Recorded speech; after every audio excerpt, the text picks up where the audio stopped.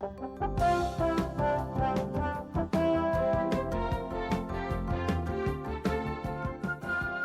provide accurate IFR navigation, Enroute and area charts are published depicting IFR routes, radio facilities, radio frequencies, enroute altitudes, and various other information. It's essential that you be able to extract needed information rapidly and accurately from these charts. Enroute charts are produced in two groups. The first is for use in the high altitude structure. The second is for use at lower altitudes, up to, but not including, 18,000 feet. During this program, we'll look at the information on these low altitude charts, since they will probably be the first Enroute charts you will use during your instrument training. The National Ocean Service, NOS, prints 28 low altitude charts covering the United States. An index panel on the front shows the area covered by each chart. This panel aids you in selecting the charts needed for a specific flight. Major cities are shown to further aid you in your chart selection. Cities in black depict terminal areas for which an area chart is published. The bold lines indicate the chart in hand. On the chart index, time zone boundaries are indicated by dotted lines. The standard time zones are indicated at the top of the chart. A legend describing the meanings of the symbols is printed on the inside of most charts. Each chart contains 5 colors. Brown is used to show low and medium frequency aids and route data. Airports without a published instrument approach, military training routes, and the borders to military operation areas. Brown is also used to depict areas of Class G airspace, which extend from the surface up to 14,500 feet. Within the conterminous U.S., all airspace above 14,500 feet is controlled.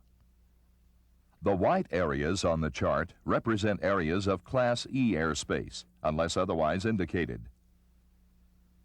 Blue is used for air defense identification zones, as well as prohibited, restricted, alert, and warning areas. In addition, blue depicts Class C airspace. Class B airspace, Air Route Traffic Control Center boundaries, as well as ARTCC remote sites. Airports shown in blue have an approved instrument approach procedure published in both the Department of Defense and the NOS Flight Information publications. Airports with instrument approaches, which only appear in the NOS Flight Information publication, are shown in green. Green also is used to depict shoreline, time zones, and isogonic lines. The majority of black print is used for VHF and UHF route data, such as VOR nav aids, communication and frequency boxes associated with the navigational facilities, and airways. VOR facilities on the chart are indicated by a hexagon symbol, normally enclosed in a compass rose, oriented to magnetic north. A TACAN facility operates in the UHF frequency band to provide azimuth and distance information for military aircraft. When a VOR and TACAN facility are co-located, the resulting facility is called a VORTAC. A VORTAC is shown on Enroute charts with the extensions of the TACAN symbol filled in. Properly equipped civil aircraft can use the VOR portion of a VORTAC for course guidance and the TACAN part for distance information. This is accomplished through frequency pairing, which means that when you select the VOR frequency, the UHF frequency of the TACAN is automatically selected by the DME equipment in your aircraft. To civilian aircraft, a VOR DME nav aid works like a VORTAC station. When you select the proper VOR frequency, your DME is automatically paired to the correct UHF frequency. The information boxes associated with nav aids provide the name of the facility, the frequency on which the nav aid transmits, the identification letters, if available, the channel number used by the military for DME, the Morse code, which corresponds to the facility's identification letters, and the geographic coordinates for that facility. Flight service station communications frequencies available at a nav aid are listed across the top of the information box. The letter R indicates that the facility only receives on that frequency. If it's followed by a T, it means the frequency is only used for transmissions. When the FSS has a remote antenna at the site, the name of the controlling facility is added. Shadow boxes indicate the standard flight service station frequencies are available in addition to those listed above the box. FSS standard frequencies include 121.5 and 122.2. A solid square in the upper left portion of the box means that hazardous in-flight weather information is available from HIWAS. A white T in a black circle indicates that the facility has transcribed weather broadcasts. If a line appears under the frequency, the nav aid has no voice capability. An overprint on the frequency indicates some type of abnormal status, and you should check the NOTAMs. In this case, the NOTAM indicates the VOR may be shut down. VHF navigation routes, which are defined by VORs, are designated as Victor airways in the low-altitude structure. In this example, the airway running southeast of Farmington is designated Victor 178. In order to fly outbound from Farmington on this portion of the airway, you must maintain a magnetic course of 129 degrees. Victor airways are normally 8 nautical miles wide. This width is maintained to a point 51 nautical miles from the nav aid. If the airway extends beyond this point, the controlled airspace includes the areas on either side of the center line, which diverge from the nav aid at angles of 4.5 degrees. All mileage listed on Enroute charts are nautical miles, unless otherwise noted. The total mileage between compulsory reporting points and radio facilities is enclosed in a box. Mileage figures not enclosed in a box, such as 27 and 14, indicate the distance between reporting points, radio aids, and/or mileage breakdowns.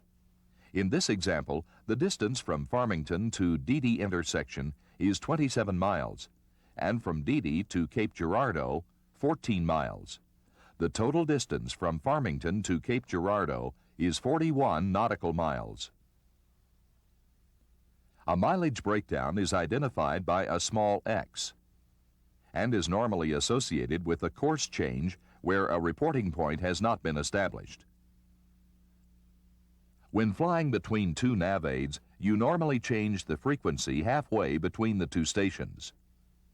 For example, if you were flying from Tar River to Cofield, you would change to Cofield 23.5 miles from Tar River.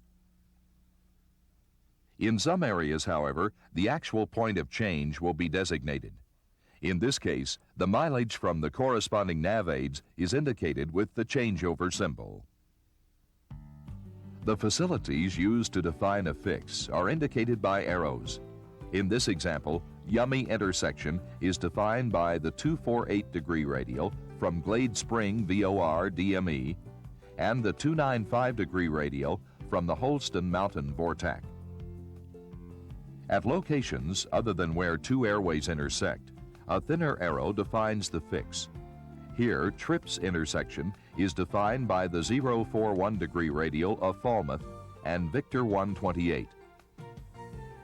Where distance measuring equipment can be used to define a fix, an arrow with an open head is shown. with the mileage being determined by that listed along the airway. In this case, the DME distance to Calif intersection is 19 nautical miles. If there is more than one fix along the airway, the mileage to the fix from the nav aid is enclosed in a D-shaped box with the arrow attached. Here, the distance to trips is 30 nautical miles.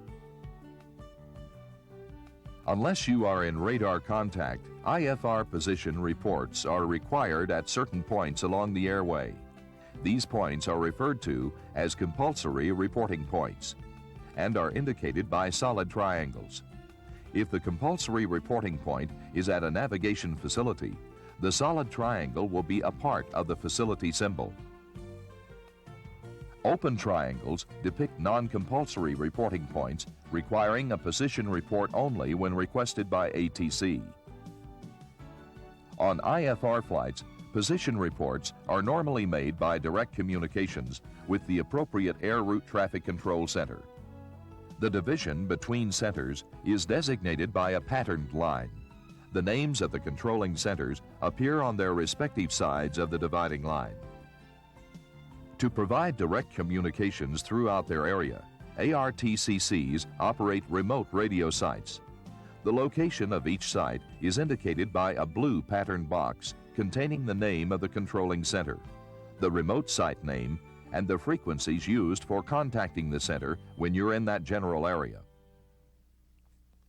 Terminal airspace areas that require communications are indicated on NOS Enroute charts. For example, Class B and Class C airspace areas are depicted by blue shading around the primary airport. A solid border indicates Class B airspace. The white and blue cross-hatching surrounding Class B airspace areas depict the 30 nautical mile Mode C veil. If the blue shading is enclosed with a broken border, it is a Class C area. The border represents the general size and shape of the upper portions of the associated controlled airspace. Airports surrounded by Class D airspace will have a D inside a box after the name. Likewise, the primary airport of a Class C airspace area is depicted with a C. If the airspace is part-time, a star appears after the box. Information about the hours of operations can be found in the voice communication table, which is usually located on a chart panel near the legend. Areas in which fixed-wing special VFR flights are prohibited are indicated by the notation "No SVFR" above the airport name. As mentioned before, airports without an instrument approach are shown in brown, and airports with a published approach are depicted in either blue or green. With all airports, the airport elevation, availability of night lighting, and the length of the longest runway in hundreds of feet are noted on the chart. If an A appears with the name, ATIS information is available on the frequency shown. For terminal communications, such as tower, approach and departure control, and clearance delivery, you will need to refer to the air-to-ground voice communications panel. Non-directional beacons are low or medium frequency nav aids generally associated with instrument approaches. The location of an NDB is marked by a series of concentric brown dotted circles. Information pertaining to the facility name, frequency, and identifier are located near the symbol. An instrument landing system, or ILS, localizer course is depicted by feathered arrows when it performs an ATC function.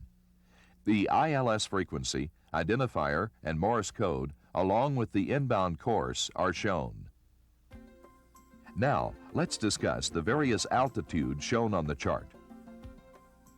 Minimum en route altitude, abbreviated MEA, is the lowest altitude between radio fixes, which meets obstacle clearance requirements and assures acceptable navigation reception. In addition, you can usually expect adequate communication at the MEA, although it is not guaranteed. This altitude is listed along the airway or route segment to which it applies. On some airways, the MEA is different, depending on the direction you're flying. For example, if you're flying west from Stano intersection, the MEA is 12,000 feet. However, if you're flying eastbound from Flood, the MEA is only 9,000 feet. A minimum obstruction clearance altitude, or MOCA, meets obstruction clearance requirements, but only guarantees reliable signal reception when you're within 22 nautical miles of the navigational facility. This altitude is listed when it is lower than the MEA.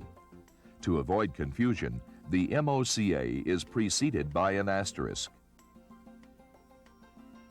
To indicate that a change in MEA or MOCA occurs on a route segment at other than a navigation facility, a break in the airway is shown, and small bars are placed across the airway center line.